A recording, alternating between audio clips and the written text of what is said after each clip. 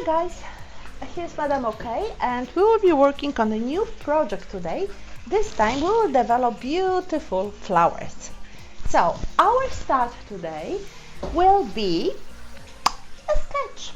So we have to decide how those flowers will look like, and let's see, one of them will be here, and I'll just a little sketch them, just a little bit. We don't need to spend too much time on it, okay? So we have another flower here. I see one of them will be here for sure. I would like to have another one coming maybe on this side here, maybe a little bit smaller. They don't need to be of the same size. Like you see, maybe this pattern will be a little bit longer than this one here coming on this side here, another one here, right? So we have two flowers here, and I would like to have another one on the bottom. So the center, of course, you always have to think about it. One shape, another one here. See, really coming beautifully like this. Okay, perfect. Do we need stems? Probably. So I would say one will come here. I'll make it a little bit thicker. Again, don't draw with full strength. So don't press the pencil very, very much, okay? So maybe another one will come here. And I'm thinking about the composition. That's why I'm stating them so differently. Okay, good. Maybe even the leaf will come. I don't know if we will need to have maybe here just a little bit. Good. So from there, I will decide that this is the center of my flowers. That could be a little bit darker, and I would have the lighter colors on the side. This time we will use also different colors, and we will use such colors as normally I wouldn't use, and that would be the pink, lots of iridescent colors, and so on, so on. So I will start with, I think it would be nice to have maybe a center. And for the center, I want to use a little bit of the beautiful pink, because pink is always nice for the flowers. So you see, just very loosely, like this. Going to the center, of course, that will be the end. And here, imagine now that those patterns will be a little bit lighter, going outside, towards the outside line more. So I use a little bit more water, and I'm going with more. So very fast. But again, I'm not exaggerating. Exaggerating. I'm not covering everything perfectly precise, right? Later on, if I decide that I want to have, like you see, for example, a little bit stronger colors here, I certainly can add them. See, since I started, I guess I will continue with it, okay? A little bit more here, just a tiny bit. But notice how much white space that is not covered with any paint is still left here. And in this case, we'll leave it here. Okay, good. Now, from this point, I want to go to my blue. And I also can mix it with a little bit brown, but I want to certainly get the darker color inside of my flowers here, in the center, remember. And blue is always a good addition. I mix it a little bit with the brown, but this particular center, but the other one maybe I just leave blue. I like the blue the way it is. You see, it's bright, it's beautiful, and I let it dry a little bit. Now, what I will do, I will move to another paint, and this will be my different cerulean blue, and I want to make those centers a little bit more colorful. So you see, this center is definitely coming here like this.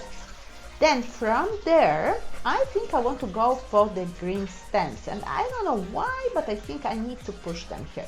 So I don't need to use very much paint, like you see, and also I have a little bit of the blue left on my brush, and that's okay. So the color doesn't need to be unified in one kind. So you see, they are quite strong, and I have to decide if I really want to have them so strong. So maybe I can slightly tone them down and put another layer on the top to make them a little bit lighter. And not even then, with the white, I'm also taking the brightness of the color. So you see, certainly here, and you can very clearly see some traces of blue, and I like it, okay? So like this, and then maybe even crossing it here, so I have a connection. Now from there, maybe I even go to the leaves. So again, very light combination of green, little bit of blue for my beautiful, beautiful leaves. Now, the other thing that we want to do is to apply now very rich gold, kind of maybe even copper colors here. I think that would really work well for our flowers, especially the copper one, because in proximity of the blue, the copper color looks like the orange. See? So what I do here, I'm going with the copper first. I'm really trying not to touch blue, but of course it will happen. If it happens, clean up your brush and then put the gold on the top. So you see, we create that interesting texture. Woohoo! That looks good. Now from there, I can still extend my gold, like you see, and make it perfectly uneven, like you see, spreading it. Good. Now I want to go to the other center. See? Right? So you see, now I can come with gold on the top of it, and notice what's happening. So rich. Ha ha ha. That's what we want to have, right? Rich, beautiful flowers. Okay, here, even extending it a little bit, we can afford it, right? To make it richer. So I don't want to show white here. I want to have copper, blue, and my beautiful gold. You see, so very rich flowers. Yeah. Now, from there, what I want to do, you see, I even would consider applying a little bit of this gold on some parts of the stems. See, because I think that this will add to the stems as well, right? Like a little bit. Why not to have a very rich painting? Good. Now, the next step will be to think about the outlines of our flowers, and I think those outlines can come done with the gold, the same with gold and the copper color, right? So you see, I'm creating those lines here, first with copper, then I will come with the gold. You see, when I have it, then I can come with the gold. But let us start with the coppery color. So just simply the lines, and for that purpose, I'm using the flat brush, but you are certainly welcome to use the pointed brush. See, it will be easier to work on that, right? So you see, I still want to keep them uneven. I don't want to make to have the look that I really chisel them to perfection. So in some places, those patterns could be wider, in some places skinnier, right? So you see, I'm going now with my gold, and I want to keep them rich and beautiful, like this. But you can see already how rich and beautiful the painting is coming, right? With all those iridescent colors. Okay, so still faster, madam. Okay, speed up. Okay, and then what we want to do, guys, we want to look at our flowers, and I believe that in some sections certainly we can go with a little bit more of the copper. You see, so just once I apply the paint, then I can decide if it would be necessary to add one on another color. Yeah, I can't tell it right away. I don't have a particular plan, or even when I would have it, I have to go with so-called flow. So that means whatever is happening, I adjust to it. Okay, so you can see already how rich those flowers look like. Still underneath the pattern here, you see this dividation. Now I can decide what I will be doing here with the rest, right? Because we can certainly add more blue. We can add some, like you see here, the lines here for our leaves, and I think that would be good. You see, they will be richer. Now, what we want to do with the flowers, and I'm thinking, and I think I want to cool them down a little bit. You see here, I have to still bring a little bit more of the colors, but this time I will bring some silver. And I like the effect of silver because it is a cool color, and we have all those warm colors inside of those flowers, which, and now I talk about warm colors, I'm talking about the red, I'm talking this pink, I'm talking about gold. So my beautiful cool color, which is the silver, will help, like you see, to change the temperature, and thus making the colors, the color combination looking more interesting. You see what is happening? They look better. Silver, right? So we have it, and then, believe me or not, I can add some. I have a crazy green here, like this. See? And this is the iridescent color, and I really like how rich and beautiful it looks. Again, the way how I apply it, I dab it on the surface because I like the effect of texture. See, so just going like this on the flowers and making them rich and beautiful, almost like 3D. Woohoo! That's good. You see, they're the same. So that's what you want to have. Oh la la! See, there the paints that I like to use for my peacocks, because I'm painting right now. I'm completing the peacock series, and those certain colors work so well. Like you see with the feathers of my peacocks. So you see, this is a very nice combination. So we mix those colors together, but just by dabbing, not mixing exactly. They naturally mix by themselves. That's, you can see, so it's very rich.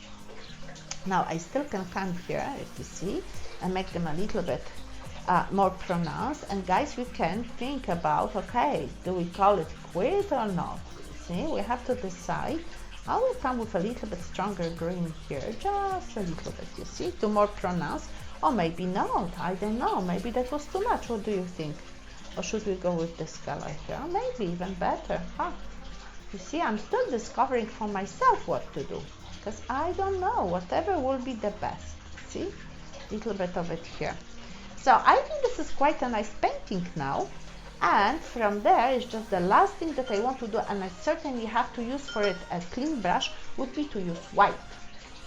So I can see I'm picking up a new brush, clean, clean, clean, and then with this brush I'm coming here to the edges. See? Very, very beautiful painting created, right? So you see here coming and adding it here, mixing. Putting one color next to another, you see what is happening? Those flowers become alive. That's what you want to have. Okay. See, like this. Maybe now, and because this is just the last part, you see, I'm still coming with some of the beautiful pink. And now the other flowers, of course, are important, but this is the one that everyone sees first. Right, so that's why when you paint, that's where your concentration to this flower has to go. Now, here, just a little bit more spreading, see, and then maybe we will be done. Who knows? We have to look at this painting again together and decide if this job is done or not. And I'm still thinking if I should apply some white on the surface here, but I don't think so. I could go with the blue, but I like just the way my painting looks like. So I'm just going around here the leaves with some of the silver. I like the gold actually on it more.